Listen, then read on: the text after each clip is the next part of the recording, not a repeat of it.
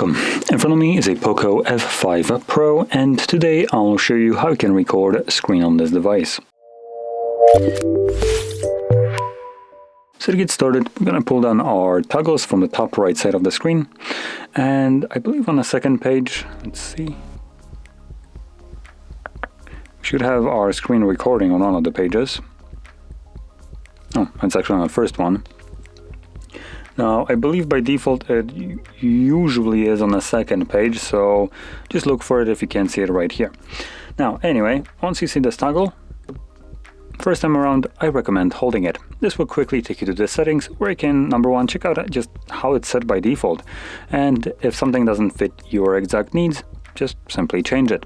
Now, I personally like to change the frame rates just because 24, contrary to what console manufacturers want you to believe, which it's cinematic, that's a load of bullshit. So we're gonna stick with the typical 60, which now that's cinematic. Now, apart from that, we also have the resolution, which already is set pretty at a pretty good point at 1080p, which for this device, it's also the highest one it can be at. And then below that, we have video quality, so 16 megabits. It could be a little bit too low for 60 frames 1080p. So if you ever encounter some kind of artifacting on your screen recording where you see like this big, blocky, just kind of a little bit blurry squares, I don't know exactly how to explain this, but it is sometimes visible, especially in motion. If you see such a thing, just change it to 24. I believe 24 will be sufficient enough for the max settings for this phone.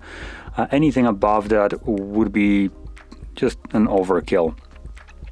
So I won't really recommend going anywhere higher, because increasing your bitrate right here basically increases the storage needed. And as an example, if we go from 24 to 50, that would basically be equivalent of doubling the amount of storage required. So that is basically as the storage that will be needed, which is 16 megabits per second. So each second you will be needing 16 megabits.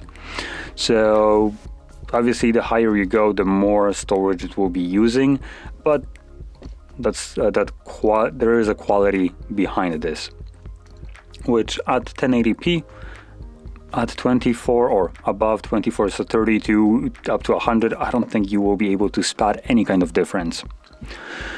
So I'm going to be sticking with 24. And then below that we have a couple toggles which are completely preferential. So if you want some of them, turn them on. From there, we can find the toggle once again, tap on it to start recording. Just gonna click right here on this circle, and it's now recording.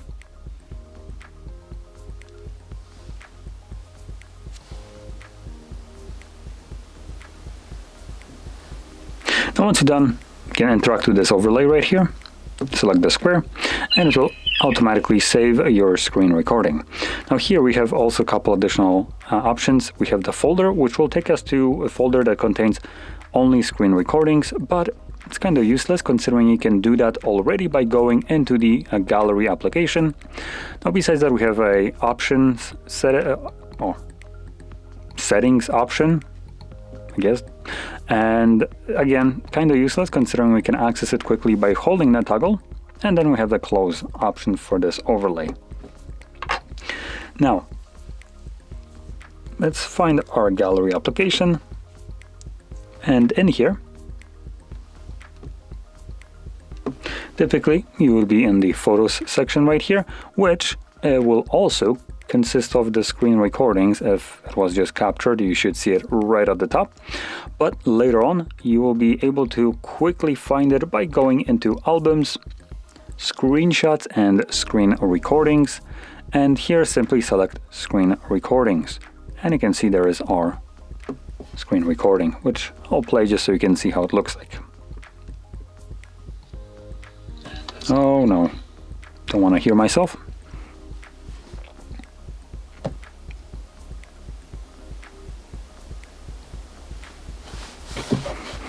Now, one thing that you probably just seen right here, at the very end, at least in the recording, there was something that you could see on Netflix, like the login page, right? Which here simply cannot see anything. That is normal, however stupid that sounds, because for some reason, okay, can I close this? There we go. Because for some reason some of the applications have control over what you can record, which is, to me, like thinking logically, absolutely effing stupid. Why would an application like Netflix be able to define what I can do on my device? That's kind of where I'm at. It is logical, I guess, because, for instance, applications like Netflix allow you to watch TV shows, and this would basically make piracy go completely rampant. But it's still your device and you still need to pay for a subscription to use it. So it's none of their business how you use their application, I would argue.